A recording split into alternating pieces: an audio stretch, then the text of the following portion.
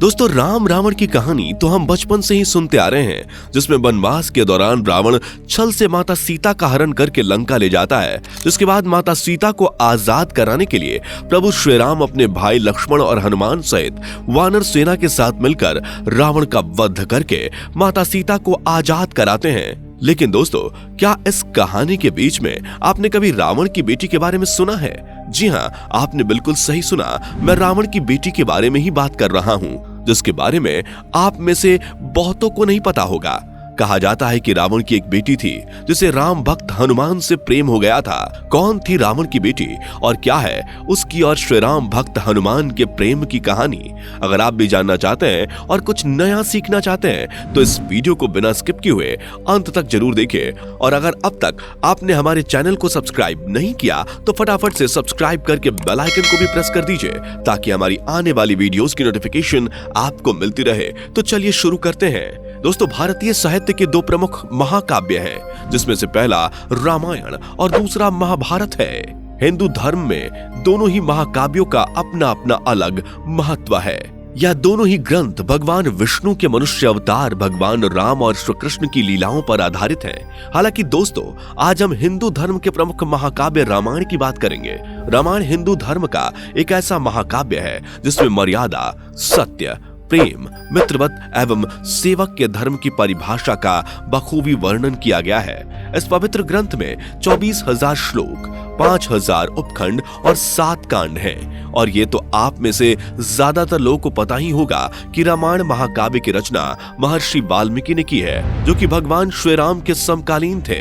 और यही वजह है कि श्री राम के जीवन पर आधारित वाल्मीकि रामायण को ही सबसे सटीक रामायण माना जाता है। लेकिन क्या आपको पता है कि वाल्मीकि महर्षि बनने से पहले वास्तव में एक डाकू थे, जिनका नाम रत्नाकर था। लेकिन इनके जीवन में एक ऐसी घटना घटी जिससे इन्हें अपने पापों का एहसास हो गया और इन्होंने अपना पूरा जीवन बदल दिया।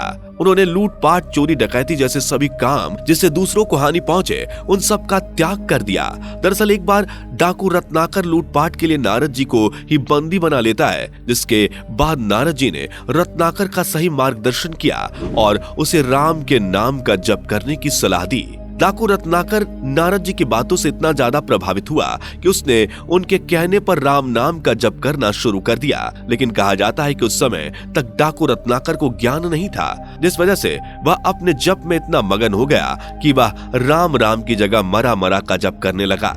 लेकिन रत्नाकर की साधना में इतनी ज्यादा ताकत थी कि उनका नाम डाकू रत्नाकर से वाल्मीकि पड़ गया और उनकी कठोर तपस्या से प्रसन्न होकर ब्रह्मदेव ने उन्हें रामायण लिखने की सलाह दी। ब्रह्मदेव से प्रेरणा लेने के बाद ही महर्षि वाल्मीकि ने हिंदू धर्म के प्रमुख महाकाव्य रामायण की रचना की, जिसमें उन्होंने भगवान विष्णु के अवतार रामचंद्र जी के चरित्र का बखूबी वर्णन किया है। लेकिन दोस्तों, यहाँ मैं आपकी जानकारी के लिए बता दूं कि इस संसार में केवल एकमात्र रामायण नहीं है। इतिहासकारों के अनुसार विश्व में लगभग 300 से अधिक रामायण के प्रकार उपलब्ध हैं और इसमें से ही 2 ऐसे रामायण भी हैं जिसमें रावण की बेटी के बारे में लिखा गया है। ये रामायण है थाईलैंड की रामिकेन रामायण और कंबोडिया की रामेकर रामायण।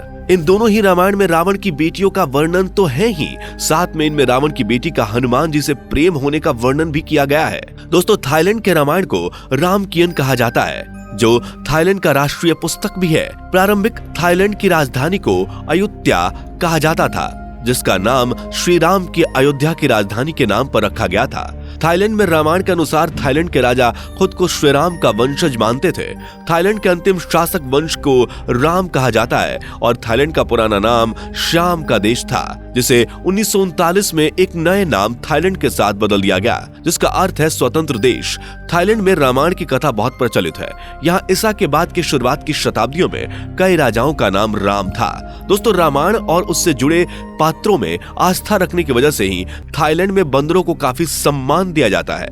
यहाँ उनके लिए एक ऐसा फेस्टिवल मनाया जाता है जिसमें खास तौर पर बंदरों के लिए दावत सजाई जाती है। इस फेस्टिवल को मंकी बफेट फेस्टिवल के नाम से जाना जाता है। इसका आयोजन थाईलैंड के ऐतिहासिक शहर लोपबुरी में हर साल नवंबर महीने के आखिरी संडे को किया जाता है। इस दौरान पूरे शहर में सड़कों पर टेबल लगाकर तरह तरह के फल रख दिए जाते हैं, जिसे खाने के लिए हजारों बंदर वहां इकट्ठा होते हैं। दोस्तों, थाईलैंड में यह परंपरा सदियों सदियों से चली आ रही है। ऐसा कहा जाता है कि यहाँ बंदरों से इतने लगाव के पीछे की वजह हनुमान है। लोग मानते हैं कि भगवान हनुमान इन बंदरों के रूप में धरती पर आज भी जीवित हैं। उनकी पूजा से सुख समृद्धि बढ़ती है। आज ये फेस्टिवल आस्था के साथ साथ शहर की इकोनॉमी के लिए भी खास है, क्योंकि हजारों की संख्या में पर्यटक इसे देखने आते हैं। दोस्तों, अगर बात करें कव्या के रामायण की तो इसे रीमेक कहा जाता है। यहाँ के लोग के बीच ये राम करती के नाम से भी फेमस है। दोस्तों, रामेकिन और रीमेकर दोनों ही रामायणों में रावण का वर्णन करते हुए लिखा गया है कि रावण की 3 पत्नियां थीं, जिससे रावण को 7 बेटे प्राप्त हुए।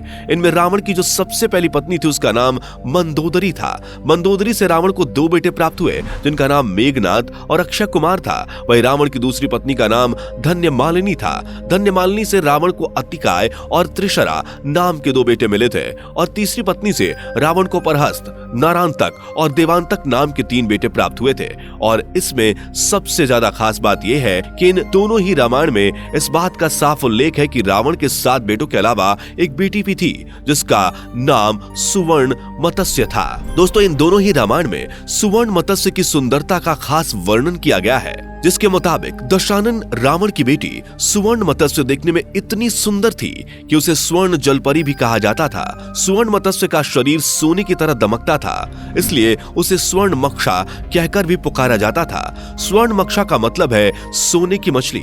दोस्तों, यही वजह है कि थाईलैंड और कंबोडिया जैसे देशों में सुनहरी मछली को ठीक उसी तरह से पूजा जाता है जैसे चीन के लोग ड्रैगन को पूजते हैं। वैसे थाईलैंड में कुछ खास जगहों पर सुवर्ण मक्षा को ऐतिहासिक थाई पात्र तोसाकांत की बेटी भी बताया गया है।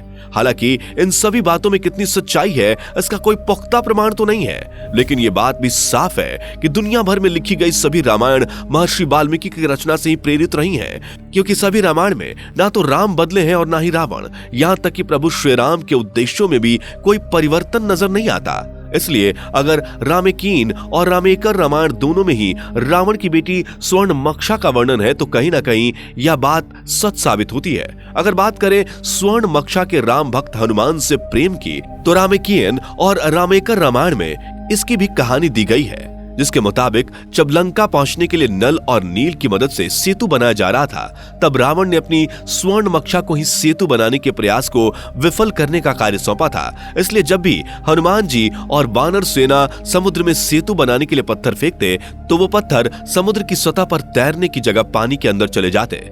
जब हनुमान जी ने यह देखा तो इस घटना का पता लगाने के लिए आखिर ये चट्टान कहां गायब हो रही है, इसके लिए समुद्र में उतरते हैं। समुद्र के नीचे पहुंचकर हनुमान जी देखते हैं कि राम सेतु बनाने के लिए जो पत्थर और चट्टान समुद्र में फेंके जा रहा था, उसे पानी में रहने वाले बड़े बड़े जीव कहीं उठाकर ले जा रहे थे।